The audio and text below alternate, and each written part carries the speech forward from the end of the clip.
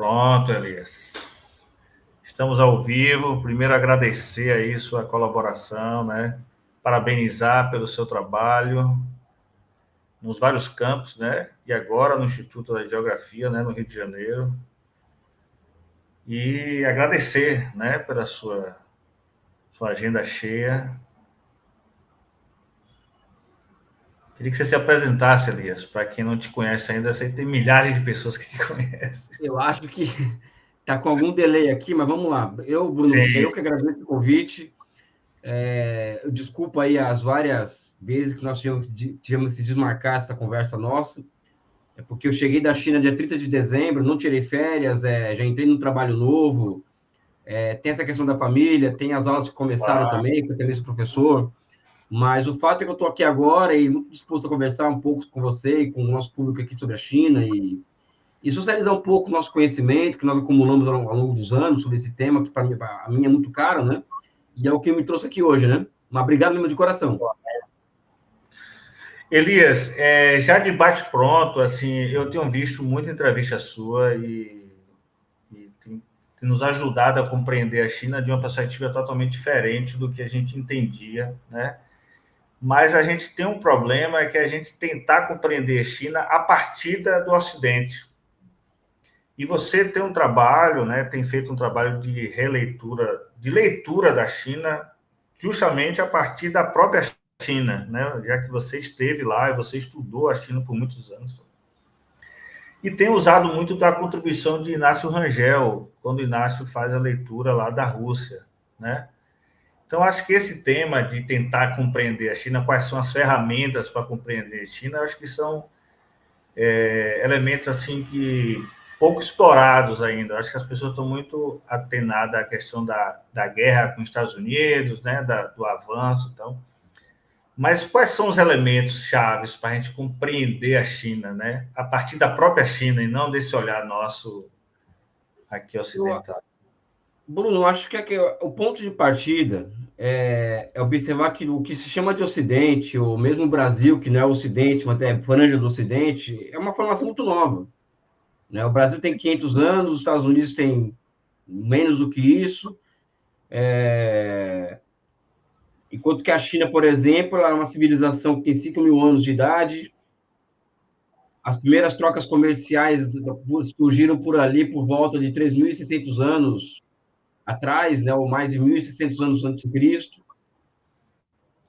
O Estado chinês existe há cerca de 2.100 anos de idade, ou seja, quando Jesus Cristo nasceu, já existia um corpo burocrático formado para gerir e administrar um gigantesco Estado. O concurso público, por exemplo, ele foi instituído na China há mais de 1.500 anos, o que significa que há 1.500 anos que esse instituto, que é tão conhecido aqui no Brasil hoje, do concurso público, ele é utilizado para selecionar os melhores quadros da sociedade para servir ao Estado, né? A China é uma sociedade que é pautada por pelo menos dois corpos teórico-filosóficos de cunho civilizatório e tolerante, que é o confucionismo e o taoísmo, que surgiram de forma na mesma época histórica da filosofia clássica grega, com propostas de sociedades semelhantes, tolerantes, civilizatórias, e que no caso da China, esses corpos filosóficos elas sobrevivem até hoje, inclusive elas se misturam, o marxismo ele se mistura a essas formas filosóficas quando se penetra na China. Então, se nós não tivermos essa observância de uma totalidade histórica, se nós não formos radicalmente históricos quando formos compreender a China, nós não vamos conseguir sair do lugar comum que sempre vai cair no preconceito em relação àquilo. Porque tudo aquilo ali é estranho a nós. Né? Sim. Tem uma outra forma de pensar o mundo, eles têm uma outra visão do tempo histórico, eles têm uma outra visão de sociabilidade, eles são muito diferentes da gente. Né? Então, se nós Na não... verdade, assim, parece que eles se fecharam, né? Assim, eram questões internas que eles não se voltaram para conquistar o mundo, né? Você tem Eu acho que essa questão de não conquistar o mundo tem a ver, evidentemente, com o fato dessas filosofias jogarem um papel muito grande na formação da burocracia e da sociedade chinesa, mas também pelo fato da China ter se desenvolvido ao longo de dois grandes vales férteis, né, que é o do rio Yangtze e o Rio Amarelo. Então, onde tinha muita terra e muita água, o trabalho necessário para se extrair o excedente foi muito menor do que em outros lugares do globo, né?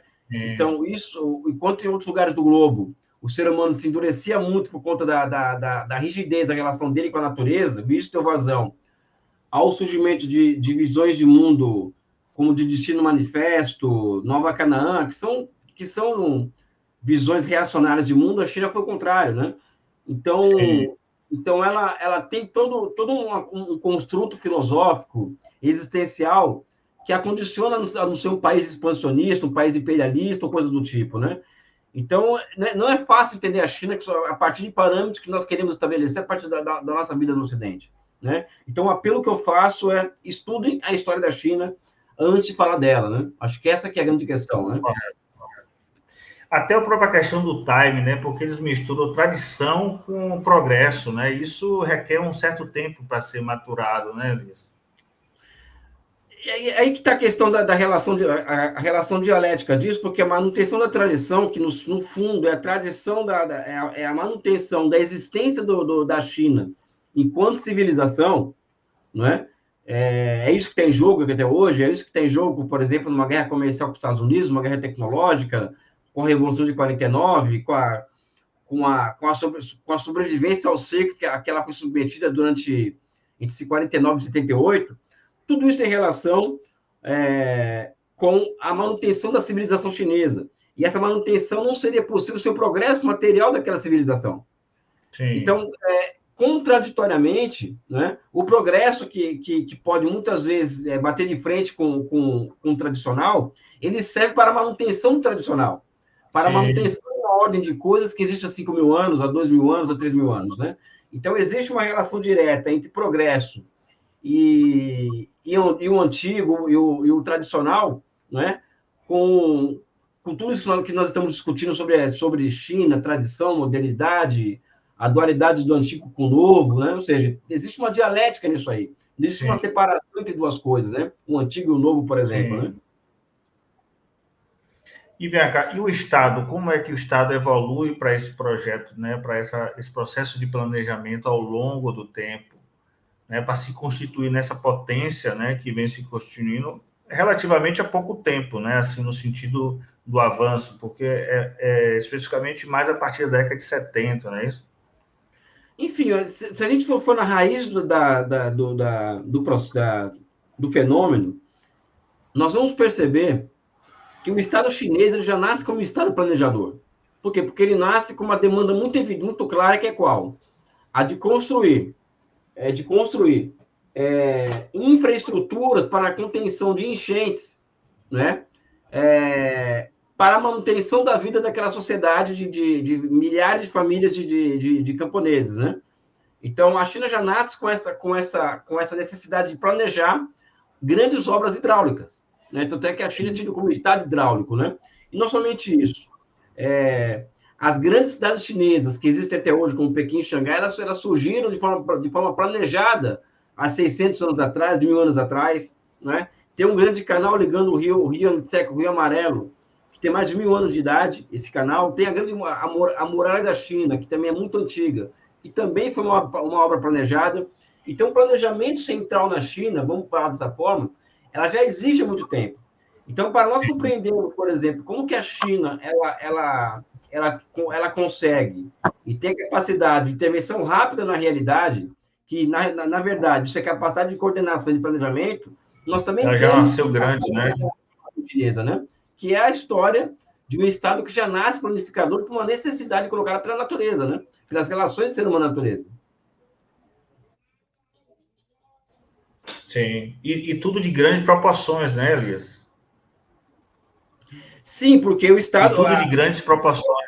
O território chinês é muito grande, né? Então esse canal entre o Rio Amarelo e o Rio Yangtze, mais de 1.000 quilômetros de distância. A grande muralha da China são milhares de quilômetros, né? Tudo ali é muito grande, né? Sabe? Então tudo na China em grandes dimensões, né? Até por conta da população, por causa do território, a questão dos rios muito caudalosos também, isso obrigar os chineses a grandes intervenções hidráulicas, né? Então, essa característica de se executar grandes projetos já é muito antigo na história da China, né? Certo. Mas o que é que acontece a partir da década de 70 que começa esse processo de construção para fora, né? Porque, como você falou, que a construção interna é uma construção milenar, né? Que eles se voltaram especificamente para... Porque também tinha as questões das diferenças de famílias, né? Tinha uma série de lutas internas, né? Que isso é histórico, é constituído como uma das questões que a China volta-se para isso, né, ao longo do tempo, mas a partir da década de 70 ela entende que não se pode mais crescer sem se voltar para fora, correto? Sim, porque é bom que se coloque que a China foi bloqueada depois, após a Revolução de 49. Então, essa questão da China se voltar para dentro após a Revolução de 49 não foi uma opção dos chineses em si, né? Mas também uma imposição da conjuntura internacional que fez com que o país se isolasse, que levou o país ao isolamento. Somente os países socialistas reconheciam a China popular, a China continental, enquanto que a maioria dos países do mundo, até 71, né, quando a China retoma o seu assento na ONU, reconheceu Taiwan como a representante legítima da entidade China. Então, não foi uma escolha chinesa se voltar para dentro durante 28 anos, 29 anos. Isso é uma imposição de fora para dentro. A partir da década de 70, do começo da década de 70, quando Mao Tse-tung se encontra com o presidente americano Richard Nixon, é que vão se criando condições para que a China se abra ao exterior. E se abra planificadamente. Não houve uma abertura como houve no Brasil na década de 90, nos prometeu que se o Brasil entrasse na globalização, se o Brasil abrisse as fronteiras, se o Brasil abrisse o nosso plano de capitais, o investimento estrangeiro viria e iria salvar o Brasil. Não. A China ela se abriu planificadamente para o estrangeiro, né? Então, eles percebem que não existe nenhuma possibilidade de uma terceira guerra mundial envolvendo capitalismo e socialismo, né? Que a China era um país muito mais atrasado do que os seus vizinhos asiáticos capitalistas, como o Japão, Coreia, e a província de Taiwan, Hong Kong, né? E que a China só poderia ter chance no mundo futuro se ela fosse capaz de atrair uma grande parcela do capital e da tecnologia e também das técnicas de administração que foram forjadas no centro do sistema capitalista. Né? Então, a China ela acaba que, a partir de 78, se incorporando ao centro do sistema capitalista, desculpa, ao sistema capitalista internacional, interestatal capitalista. Então, a China passa a fazer parte do mundo capitalista, mesmo ela não sendo um país capitalista. Né? Então, a construção de instituições que passaram a orientar o país no sentido da sua incorporação ao mundo capitalista, regido pelas leis que não, por regras do jogo que não foram elaboradas pelos chineses, né? Eu acho que essa é uma ciência, uma arte que os chineses souberam lidar muito bem, né? Esse que é um dos pontos fundamentais para entender o sucesso da China, que foi a forma como ela foi se incorporando ao mundo capitalista, né? É porque aí é um processo muito delicado, né? Porque o capitalismo, por si só, ele tenta se impor e trazer, né, para o capitalismo. Então, como isso foi costurado, deve ter sido assim, você tem propriedade sobre isso. Se você pudesse falar um pouco sobre a gente, sobre essas dificuldades nessa costura, né, de continuar com uma economia comunista ou socialista e ainda conseguir se relacionar com o capitalismo de certa forma estratégico, né, com o que é conveniente, né, para que mantenha esse socialismo. Enfim, viver é perigoso. Acho que é o Fernando Pessoa que dizia isso, né? Não sei se foi ele que falava isso, mas viver é perigoso. E a China tem que fazer escolhas muito difíceis nesse aspecto, porque é um país que, apesar de ter muitos avanços materiais, pós-49, era um país muito pobre ainda, né? E se chegou à conclusão de que socialismo é igual à pobreza. Não dá para fazer um link direto de socialismo e pobreza. Ao contrário, o socialismo é riqueza. E riqueza socialmente distribuída.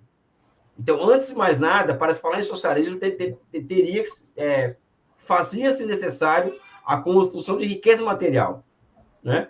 Então, ficou-se evidente também que, internamente, a China os chineses deveriam ter possibilidade até de enriquecer, né? a partir da transformação, da formação de pequenas empresas privadas, da possibilidade de retenção de certa parte do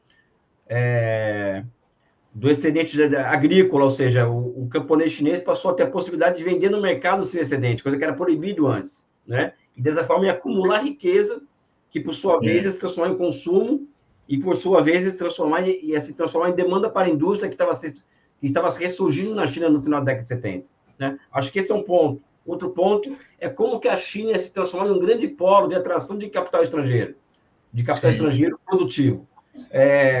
E o que acontece nos anos 70 também, o Bruno, é que houve um movimento no mundo de financiarização que se inicia naquela época, e ela é casada com o quê? Com milhares de cadeias produtivas saindo da Europa, dos Estados Unidos, do Japão, fugindo dos altos custos de produção nessas regiões do mundo, e a China se colocou à disposição para receber esse capital que estava voando pelo mundo, buscando um local para se instalar. Então, a financiarização e o deslocamento geográfico de milhares de cadeias produtivas foi fundamental para o sucesso da inserção da China no mundo capitalista pós-78. Então, a China responde ao capitalismo como de forma estratégica em busca desse custo, né, positivo. Ela se apropria também de todo o processo, né, que ela vem construindo, e começa a forjar o próprio sistema, né? Exatamente. Então, por exemplo, eu costumo dizer que a partir de 78, a China ela reinventa o socialismo, porque o socialismo, ele no seu modelo antigo soviético, ele é um estado de exceção. Então, acho que existe um equívoco quando se fala em socialismo. Socialismo é o que tinha na União Soviética, né? E não na China hoje. Na verdade, o que tinha na União Soviética é um socialismo de estado de exceção. Não foi um socialismo que Marx pensou, que Lenin pensou, que... Não, a questão é que nós não escolhemos circunstâncias pelas quais nós fazemos história, né? Nesse sentido, o socialismo ele é condicionado historicamente, né? Então, o socialismo soviético foi condicionado primeiro, a União Soviética ela foi fundada, tem a Revolução Russa em 17, em 21 nasce a União Soviética. Em 18, por exemplo, existe uma invasão de 14 países à União Soviética, à Rússia revolucionária, tentando reinstalar a monarquia czarista na Rússia. Então, isso leva e logo em seguida vem o bloqueio, né? O bloqueio à União Soviética, vem o nazismo, colocando a União Soviética como alvo preferencial da sua política externa, alvo, quando eu falo no sentido de destruir, e logo em seguida vem a Guerra Fria. Então, o socialismo soviético foi amplamente condicionado por um ambiente externo hostil. Então, o seu processo de industrialização, ele tinha uma dupla camada. Mesmo as indústrias orientadas ao uso civil, né, elas também dispunham de dispositivos para a mudança para a sua forma militar imediatamente após ser iniciada uma guerra. Então, a guerra condicionou muito a possibilidade de invasão e de guerra, condicionou sobremaneira as experiências socialistas. E também a China pré-78. Né? Então, acho que esse é um ponto que é fundamental. Então, esse socialismo de modelo soviético, que foi vitorioso durante um período histórico, deixou de ser logo em seguida, porque nem tudo sobrevive ao longo do tempo, tudo tem que mudar, tudo tem que cambiar, tudo tem que se aperfeiçoar. No caso da China, os chineses conseguem reinventar o socialismo a partir de instituições de mercado. Né? Coisa bem asiática, porque a Ásia, por exemplo, se você for observar, existem formações econômicas sociais que são socialistas, como China, como Vietnã, como Laos, e formações econômicas sociais capitalistas, né? Japão, a província de Taiwan, né? Indonésia. E essas duas tipologias de formações econômicas sociais acabam se reinventando, cada uma delas a seu jeito, através de instituições de mercado, tanto socialismo quanto capitalismo. Então, a China promove essa sua reinvenção, e a sua reinvenção ela vai ganhando novas formas, novos conteúdos ao longo dos últimos 40 anos. Né? E descobrir a essência desse processo dos últimos 40 anos tem sido a minha busca há muitos anos, já vai quase 30 anos. Né? 30 anos de pesquisa já? Sim, sobre a China, sim. Mas é também um modelo, assim, o modelo chinês é um modelo mais flexível de que seria o modelo russo, mais duro também, talvez pela experiência. e talvez também pela necessidade de ser duro, já que havia um combate de guerra, né, além dos combates Exatamente. comerciais, né? Então a China ela flexibiliza de uma forma que, como, né, os edifícios japoneses, né, que tombam, mas, né, não caem, né, retornam, então. Agora, você cita muito Inácio Rangel quando ele faz a leitura da Rússia, então. Em que medida isso ajuda também a concepção da formação e da compreensão da China, Elias? Bem, a questão do Rangel, ela me aparece quando... Papai! É meu filho. Seja bem-vindo. Deixa eu ver ele aí. Olá, rapaz. Como é seu nome? Qual é o seu nome, Calil? Fala. Calil Calil. Jabu. Calil. Parabéns, Michel. Eu vi você na China, não Calil, foi? o papai precisa sair aqui. Vai lá. E você está Desculpa, bem? viu? Não, tranquilo. Bem-vindo. A questão do Rangel aparece para mim porque após a crise de 2007, a crise financeira, a China reage de uma forma muito agressiva. Ela lança um pacote de quase 600 bilhões de dólares de investimentos, um pacote contracíclico. Até aí tudo bem, qualquer país do mundo que tenha uma economia monetária de produção pode fazer isso, mas ela responde de uma forma em que me espantou a quantidade de projetos sendo executados, ou seja, não foram 10 grandes projetos, ou 20 grandes projetos, foram milhares de projetos. Então, isso me entrega,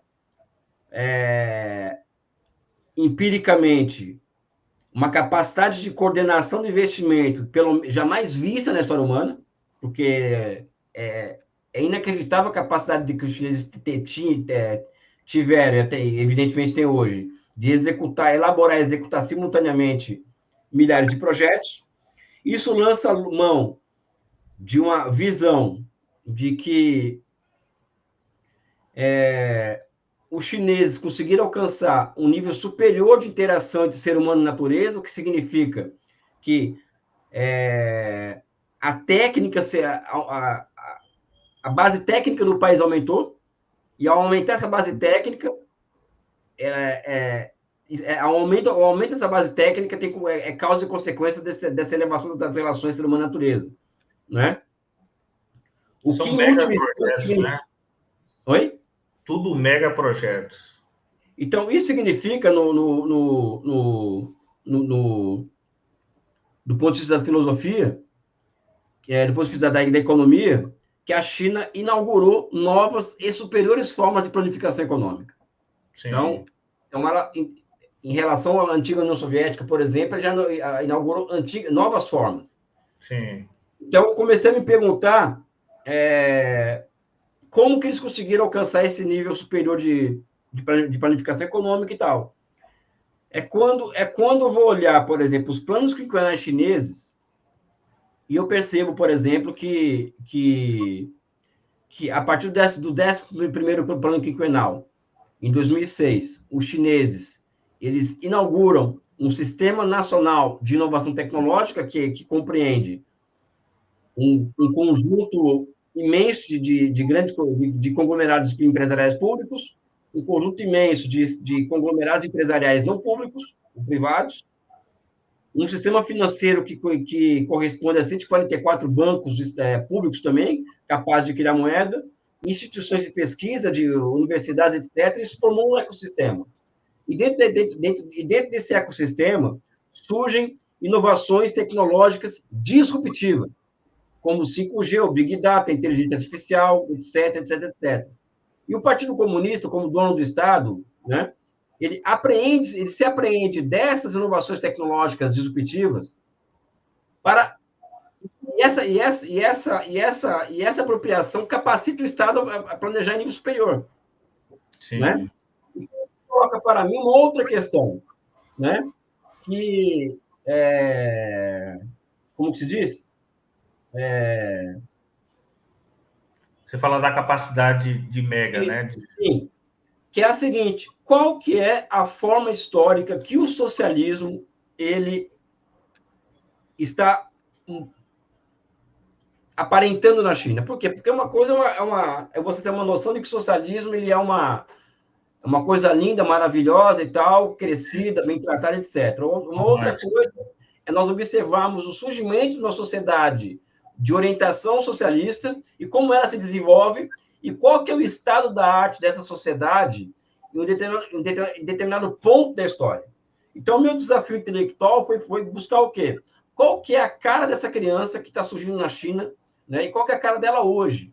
E aí é quando eu observo, eu volto a ler um livro de Inácio Rangel chamado Elementos de Economia do Projetamento, de 1959, e o Rangel ele fala de uma economia de projetamento, que basicamente seria o socialismo, né? Sim. E onde o projeto, todo projeto que a gente que se elabora, que se executa, seja, enfim, qualquer projeto, ele tem duas categorias de análise que permeiam esse projeto: a relação entre custo e benefício. No capitalismo, essa relação ela é mediada pela busca do quê? Pelo lucro, ou pela maximização da utilidade. Numa sociedade de projetamento, o desafio do economista de projeto, e das pessoas que se envolvem na elaboração e execução do projeto é buscar o que é uma razão, né? Na relação do custo-benefício. E razão aqui, ele se demonstra de qual forma? Por exemplo, na China, os projetos eles são lidos, cada um deles é lido de forma que, se tal projeto vai gerar desemprego estrutural, ele é deixado por enquanto de lado. Por quê? Porque a China luta, é uma sociedade que luta para manter o desemprego enquanto uma circunstância restrita ao capitalismo. Então, ela tem que ter uma capacidade de pensar cientificamente a elaboração de projetos, a execução, de forma que ele evite desemprego. Sim. Né? Já desarticula aí a mão invisível, né? Exatamente. Isso por si só, Bruno, na minha cabeça, já traz a palavra razão como um sentido estratégico, né? Para uma sociedade como essa. E isso se contrapõe de forma deliberada ao capitalismo, ainda mais no atual estágio do capitalismo, que existe uma irracionalidade muito grande. A irracionalidade ela permeia todos os escaninhos da sociedade, seja na ciência, seja na filosofia, seja nas relações humanas, né? Então, o que acontece? Como eu percebo, por exemplo, a China, nos últimos 10 anos, Bruno, ela tirou do campo e colocou na cidade cerca de 200 milhões de pessoas, o que significa quase um Brasil inteiro sair do campo para a cidade. Ela sai do campo para a cidade, ela tem tempo... De forma, assim, estanque, né? Ela tirava um grupo e esse grupo tinha onde se assentar. Não, de forma racional, ou seja, a questão é essa, o que eu sempre coloco, né? Aconteceu isso em um processo de favelização, que foi algo que acometeu a periferia do capitalismo. Então, aqui existe um grau de inteligência aplicado ao processo de urbanização da China que eu, particularmente, sou incapaz de contabilizar esse negócio. Então, o que acontece? Como a China é uma sociedade, é uma economia socialista, então ela tem um poder político que orienta o país ao socialismo, né, com outro bloco histórico no poder, que não é capitalista, não é os bilionários, não é milionário, não é nada disso, e com a base material nucleada pela propriedade pública e pela finança pública. Né? Então, essas duas... não é o setor privado que controla a economia chinesa, nos seus setores estratégicos. Então, quando eu percebo essas características e vejo o Rangel falar na busca da razão na relação custo-benefício, eu retomo a ideia do Rangel de economia de projetamento, né? Para dizer, evidente que eu pego essa ideia do Rangel, trabalho ela e continuo trabalhando todos os dias da minha vida, né, para a condição chinesa, para poder explicar aquela realidade adaptada ao mundo de hoje, que o mundo mudou muito desde quando o Rangel escreveu, para perceber o seguinte: o socialismo na China ele é a expressão da transformação da razão em instrumento de governo. Né? Então, a pergunta que eu faço, que é o subtítulo do meu próximo livro, é como que o Partido Comunista construiu uma sociedade de projetamento e uma sociedade orientada pela ciência, né? Sabe? Eu acho que essa é uma questão que é interessante, ou seja, a China é uma sociedade que a ciência penetrou todos os poros daquela sociedade. E isso, né, sob o meu ponto de vista, além da questão da propriedade pública, a sua hegemonia e do poder político, é o que diferencia hoje capitalismo de socialismo, né? E também uma coisa interessante, Elias, com essa sua leitura é que, por exemplo, ela consegue lançar vários projetos, mas ela consegue gerir que projeto concorre com o outro e ela vai redistribuindo isso de forma que o melhor resultado possível, né? E que não haja, diferente do que, né, alguns projetos no Brasil, por exemplo, matam outros, né, que dariam um resultado melhor no conjunto. Então, e ela consegue trabalhar esse dinamismo, né, da Porque capacidade. ela busca equalizar, por exemplo, tem as estruturas de custo e de benefício de cada unidade empresarial, né? No capitalismo, você equalizar essas estruturas de várias unidades produtivas ao mesmo tempo é quase impossível. Sim. Só no socialismo que é possível equalizar. E é por isso que existe essa otimização, vamos dizer assim, do resultado dos projetos.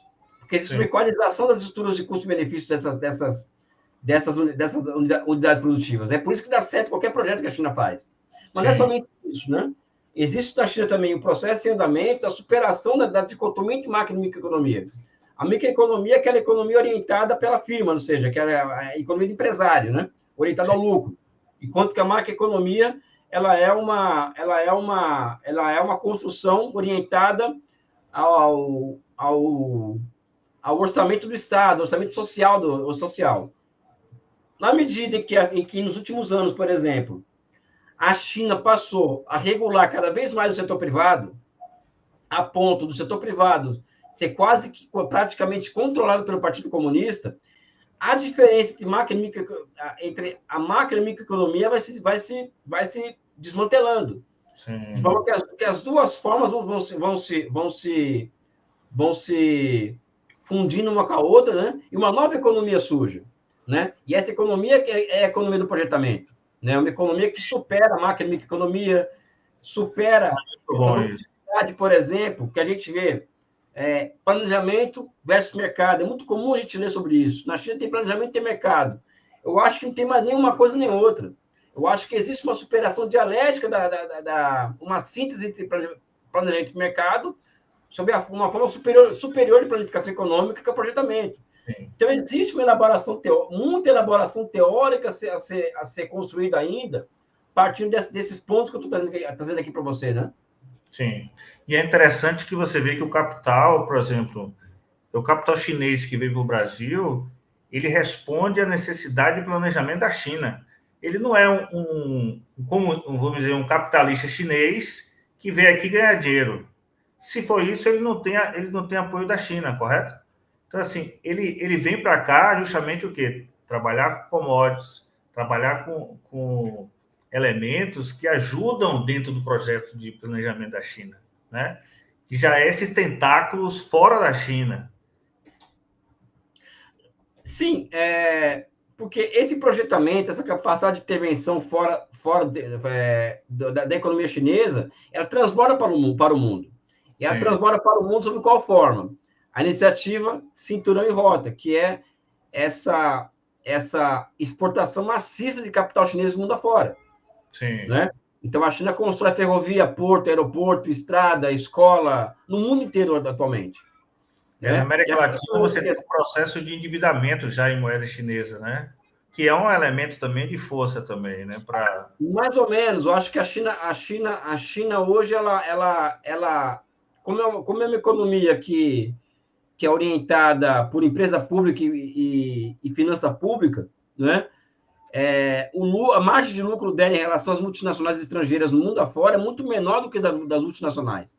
Sim. Então, a China tem necessidade de exportar capital, porque tem muita capacidade, mas também tem uma questão que é puramente política nesse processo, né? Que é a questão das áreas de influência. Não que a China esteja disputando o mundo, palmo a palmo com o imperialismo norte-americano, não é essa a questão.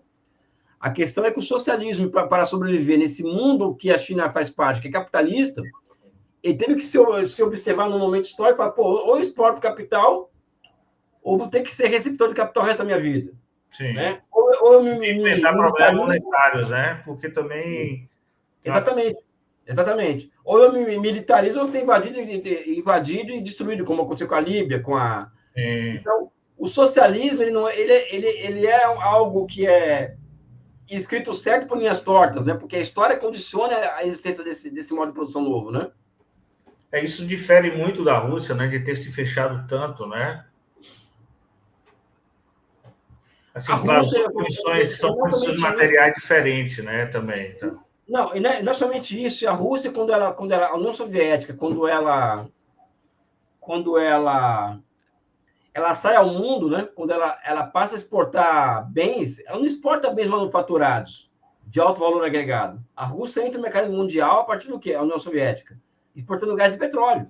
Gás de petróleo até Ou hoje. seja, e o preço desses produtos são gerados fora da União Soviética. Então, isso também contribuiu muito para o final da União Soviética, né?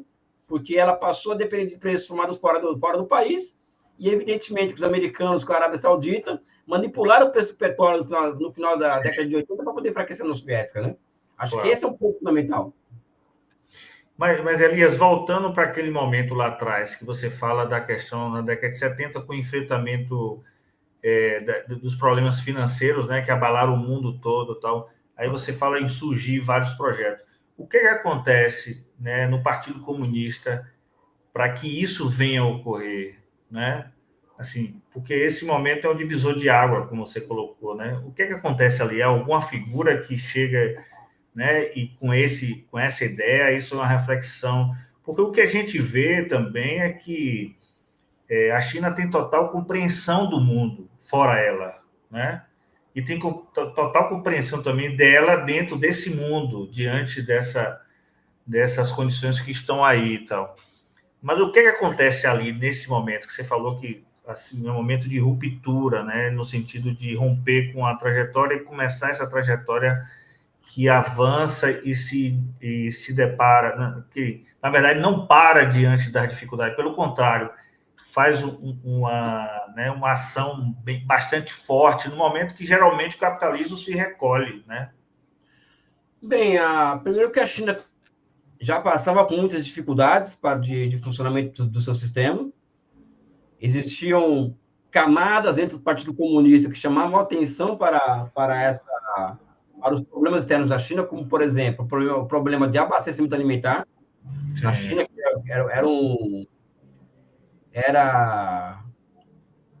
era, vamos dizer assim, um problema, Corriqueiro. um problema muito sério na China, ou seja, essa questão do abastecimento alimentar, assim como o problema do próprio progresso tecnológico, né? Então, a diferença tecnológica entre a China e os países capitalistas centrais era muito alta.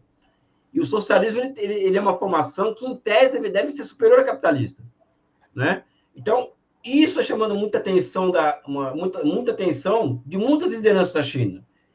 E a morte do Mao Tse-tung em 76 criou condições para que essas pessoas que pensavam dessa forma, né, de uma forma de abertura ao exterior, mesmo programada, trabalhava em termos de modernização da ciência da tecnologia, de colocar o papel da ciência e tecnologia no seu lugar devido, modernizar a agricultura, modernizar a indústria, modernizar as forças armadas. Essas pessoas se chegassem ao poder em 78. Então, existe uma configuração de fatores internos e externos que contribuíram para que essas pessoas, como Deng Xiaoping, foi o grande capitão das reformas econômicas, o grande timoneiro das reformas econômicas, alcançasse o poder em 78 e mantivesse esse poder, né? Sabe? Então, são vários pontos internos e externos que explicam isso, né? Sim. Agora, no que tange a política monetária chinesa, como é que a China consegue manter isso em equilíbrio, né? Porque essa expansão, o crescimento que também exige um capital grande e tal. Claro, você disse que tem uma válvula de escape que é a exportação, que é esses projetos que... Mas manter a economia monetária em equilíbrio em meio a todos esses projetos, isso não é uma tarefa fácil, né? Primeira coisa é você proteger a política monetária de fatores externos, né? Então, você protege de duas formas. A China criou um colchão de reservas monetárias de mais de 3 trilhões de dólares, né? Então, isso garante uma proteção à política monetária, né? Então, se tiver uma crise no mundo e 1 trilhão de dólares fugir da China, a China não vai quebrar, né? Ao mesmo tempo que ela fechou sua conta de capitais. Então, o que é fechar a conta de capitais? Você impede que capitais especulativos entrem e saiam do país a hora que bem entendem. Então, gerando instabilidade, né? Então, a economia monetária ela é protegida por esses dois mecanismos, vamos dizer assim. Reservas cambiais e controle da conta de capitais. Ao lado disso, tem o quê? Tem o fato da China ter um imenso sistema financeiro e público, né? Sabe? Ao lado de um imenso sistema empresarial. O que significa que a China tem condições do quê? De criar moeda a partir desses bancos públicos, né? Entregar para essas empresas sob forma de crédito, essas empresas. Isso é uma forma um tanto quanto grosseira de falar, na criação de moeda. Pode ser feito de várias formas, né? Claro. E essas empresas retornarem essa emissão monetária para a sociedade sob a forma de construção de bens e serviços. Por exemplo, últimos 20 anos, a China construiu 45 mil quilômetros de trem de alta velocidade. Há 21 anos atrás, a China tinha uma linha de trem de alta velocidade ligando Pequim a Tianjin, que é uma linha de 100 quilômetros de distância. Hoje tem 45 mil. A China tem hoje 44 cidades com metrô no país. Sendo que o caso de Pequim e de Xangai são as duas maiores malhas metroviárias do mundo, é Pequim e Xangai. Sim. Por quê? Porque você tem um Estado que se utiliza abertamente da sua soberania monetária para prover bens e serviços para a população, a sua população, né? Então, existe assim, um sistema na China que opera de forma que capacita o país a enfrentar desafios que o país capitalista não consegue enfrentar. Né? Essa é a questão, porque o controle da finança é público, o controle da grande empresa é público, né? O setor privado depende dos efeitos de cadeamento do setor público da economia, depende de crédito que sai do setor público da economia, né? Então, acho que essa é uma diferença fundamental da economia chinesa, e não uma economia financiarizada, né? Então, o que significa o quê? Que o capital que sai de um banco chinês não vai virar um derivativo, não vai para a especulação financeira, vai para a produção de bens e serviços para a sociedade. E atender a sociedade, né, que ainda... Estados Unidos, por exemplo, que a maior parte do dinheiro... É mais fluxo do que resultado, né? Exatamente isso, mais fluxo que resultado, né? Então, a China tem diferenciais na sua economia que a colocam na frente das outras, que essa é a menor sombra de dúvida, né? Uma coisa que é provocativa por exemplo, nós vivemos no Brasil esse momento onde houve esse boom da industrialização e essa organização do Estado, né? Inclusive, é uma das questões chaves para o processo agora que estão se tentando de reindustrialização do Brasil. Mas o grande desafio é como porque isso foi sustentado, né, da década de 70 até a década de 90, aproximadamente 80, né, que é quando o mundo se modifica, nesse momento que você fala da questão da financiarização que termina ajudando a China, né?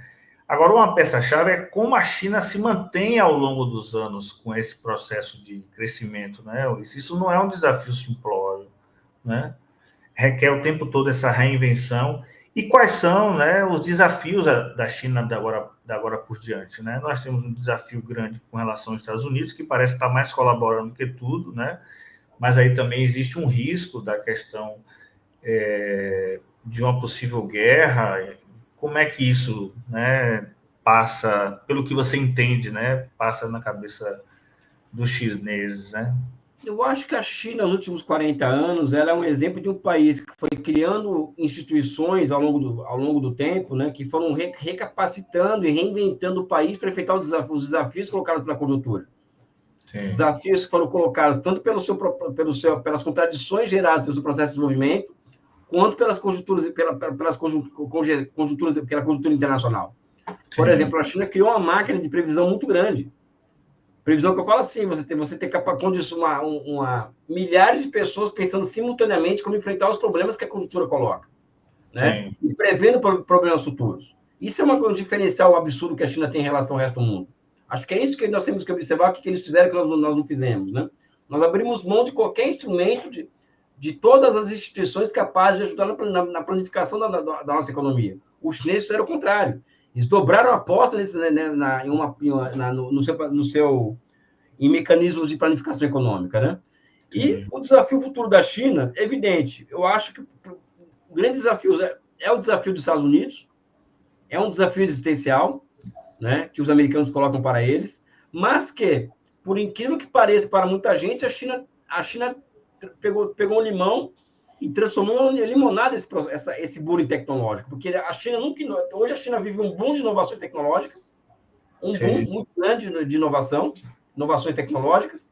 São vários momentos de Sputnik simultaneamente, é DeepSeek, é erradicar a pobreza extrema, é computador quântico. Agora com IA, né? Então, a descoberta com IA, uma IA totalmente... O DeepSeek, né? Inteligência artificial, o sol artificial, é impressionante. Cada dia uma novidade que surge na economia chinesa, de inovação tecnológica, que é resultado também desse boom tecnológico que os americanos colocaram a eles. Porque os chineses tiveram que se voltar para dentro novamente, e mobilizar todas as energias internas que estavam dispersas para a finalidade de se enfrentar essa questão que foi colocada de fora para dentro, né? Então, a China alcança os americanos em inteligência artificial, a China passa os americanos mais de 20 tecnologias sensíveis, e a China já está chegando perto dos americanos numa área que é ultra sensível, que é qual? As infraestruturas semicondutores. Né? Então, acho que estudar esse processo, de como ele acontece, demanda muita paciência, muita minúcia, mas é algo que é muito interessante, eu acho, né? E o que é interessante também é que você coloca um paradoxo interessante, é que enquanto a China se institucionaliza, os Estados Unidos está tentando quebrar as instituições, né? Claro, perdendo essa capacidade de planejamento e de compreensão de como organizar a economia, né? Não, perderam. Eu acho que a financiarização provocou um baque na economia americana que é muito impressionante. O Trump pode fazer o que ele bem entender. Se ele não enfrentar a grande finança americana, a completa desregulamentação do sistema financeiro americano, ele não vai muito longe. Exato. Né? Porque o problema dos Estados Unidos é que o sistema financeiro é desregulado. Então, ele vai criando produtos financeiros a seu bel prazer, seria uma regulação estatal, enquanto que a China é o contrário. O sistema financeiro é completamente regulado. Essa é uma diferença fundamental, não somente entre China e Estados Unidos, mas mesmo entre capitalismo e socialismo, porque está ficando cada vez mais claro que essa finança desregulada ela é um atributo do capitalismo. Sim. Né? Enfim, e ela suga, né? O Elias, agora, você imagina que há uma possibilidade de vir Porque, assim, eu conversei recentemente com alguns economistas e eles falaram o seguinte, que além da questão da guerra comercial, a preocupação das pessoas racionais são a questão de uma possível guerra. Você acha que isso é factível? Sempre é factível, porque o capitalismo está no DNA do capitalismo a guerra. Então, cabe aos chineses, nesse momento, usar toda a sua habilidade acumulada ao longo dos últimos 5.000 anos para evitar ao máximo essa guerra, né? Sim. Sabe? Porque uma guerra hoje entre China e Estados Unidos seria catastrófica para ambos os países. Dada a capacidade dos dois, né? Não, mas imagina Pequim destruída, Xangai destruída, Guangdong destruída, Taiwan destruída. Não é uma guerra aqui tranquila, uma guerra entre China e Estados Unidos. Uma guerra de muita gente, né? De muitas mortes, né? Não, é uma guerra que não tem... É algo inimaginável o que poderia ocorrer ao mundo, né? Então, cabe aos chineses cada vez mais postergar essa possibilidade que ela é latente, porque o DNA do capitalismo é a guerra, né? Não é a paz, né? Mesmo porque a própria economia americana, né, tem no seu berço lá a economia bélica. Assim. E o que é que você compreende que, assim, me parece que o jogo está muito claro, assim, enquanto o Trump tenta, de forma estrambelhada, né, assim, mas com objetivos mais pessoais, conduzir os Estados Unidos para essa falta de instituições, essa tentativa meio... Foi a mesma tentativa que a Inglaterra teve quando perdeu a hegemonia, né? Mas a China, é como você falou, ela passa ao lado com planejamento que independe desses fatos. Né? Claro que esses fatos modificam o planejamento, né, por conta do acirramento da guerra, mas a China passa justamente por ter um projeto muito claro e que, claro, se adapta, né, todo projeto tem essa flexibilidade, mas isso termina sendo muito mais favorável para o crescimento da China do que o inverso, correto? A China, é o que eu falo, a China tem uma capacidade muito grande por conta da sua civilização milenar.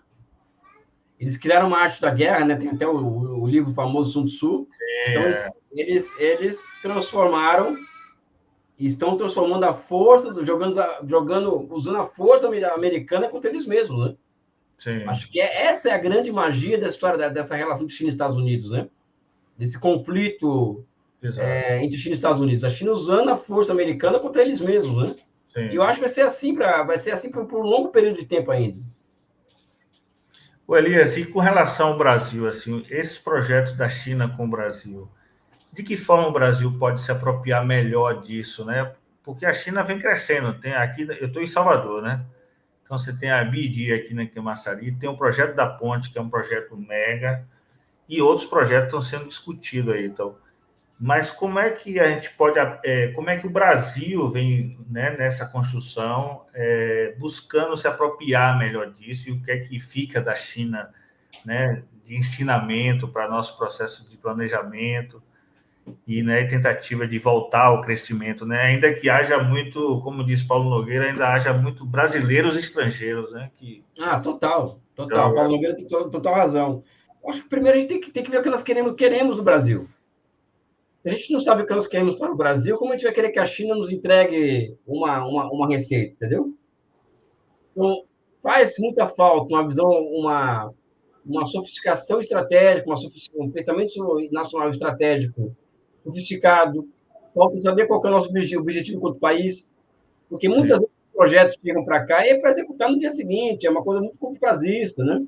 Até que não conseguimos nem montar grandes projetos com os chineses. A ponte aí na Bahia, por exemplo, é uma ponte que é uma exceção à regra, né, das relações Brasil-China. Né? Não existe um cardápio de grandes projetos de China e Brasil que estejam sendo executados hoje. Pode ser que tenha a partir do ano que vem, ou a partir desse ano ainda, mas ninguém sabe sobre isso daí ainda. Por quê? Porque eu acho que isso é muito o quê? O Brasil está muito tateando ainda em relação ao seu rumo que ele quer seguir, entendeu? E você não pode trabalhar com um parceiro com o acúmulo da China, né, um país que faz comércio há 3.600 anos, vacinando, porque eles são capazes de impor a agenda deles para a gente. Quando, na verdade, o desafio nosso é impor a nossa agenda aos chineses. Né? Esse é o ponto. Então, acho que falta... Existe um déficit muito grande de pensamento estratégico no Brasil. Né? Esse é o grande problema. Né? Sem isso, isso não vai muito longe. A gente pode entregar uma receita de bolo aqui que não vai dar certo.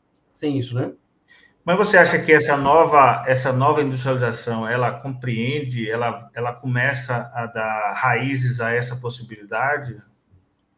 Eu acho que ela compreende, mas ela é limitada pela política monetária do Banco Central, por exemplo, né? Pela política do arcabouço fiscal do Ministério da Fazenda. Então, isso acaba aqui virando meio que esterilizado. Esses dois mecanismos, que é o arcabouço monetária, né, com taxa de juros alta. A política monetária acaba que esterilizando essas iniciativas de neoindustrialização no Brasil. Sim. Né? Falta coordenação, falta coordenação institucional entre Banco Central, Fazenda, programa de neoindustrialização. O nosso caminho é muito a esmo, né? Muito torto, batendo cabeça o tempo inteiro, entendeu? Não está fácil ser nacionalista no Brasil hoje, né? Não. Tá. Na verdade, parece que nós temos a rédea é muito bem tratada, né? Assim, é um país que nasceu liberal e constitui liberal, né? Com algumas exceções, mas com a rédea que é liberal e que mantém até onde é possível, né? Essa política do Banco Central é muito disso, né? Quando você começa a expandir, começa a socializar o resultado, você começa a ter juros altos para impedir, né, que o recurso chegue para muita gente. Então, Eli, eu sei que você está cansado aí, bichão, né? E seu filho está esperando aí. Eu quero agradecer. Isso. Muito bom, bichão. Ó, o Davi Ximenes aqui está agradecendo por você ter voltado ao debate público, né? Não só ele, muita gente também vai estar assistindo a gente em outros momentos aí. Então, quero te agradecer e te parabenizar, bicho, por essa, né, por ter reunido tanta informação crítica, né? Não reunir informação, mas reunir de forma crítica e está conseguindo traduzir isso que, como você falou, não é simplório, nem também é do dia para a noite, né? É um estudo contínuo, como você falou, de 30 anos, são 3 gerações aí, né? Sim. Dá para criar 3 filhos aí. Então, assim, eu quero te agradecer, né, e parabenizar e desejar que você faça, né, continue com esse trabalho e Bruno, possa ajudar a compreender melhor um mundo que está cada vez mais complexo, né, e as pessoas também mais relapsas para compreender também. cara, eu que agradeço a chance de estar aqui com você, a chance de poder voltar aqui um dia. Hoje, tem meu problema hoje é a gripe que eu estou tendo, né? O meu cansaço é mais pela gripe que eu peguei ontem, né, do que por outra coisa, né? Mas vou voltar aqui com mais calma, com mais tranquilidade, menos não doente, e vamos conversar com mais calma, tá bom? Um Mas forte valeu, abraço para você, valeu, viu? bicho. Obrigadão, e agradeço a sua família aí, viu, por estar Valeu. cedendo esse tempo aí. Obrigadão, bicho. Melhoras. Abraço, irmão. Valeu. Um abraço, tchau.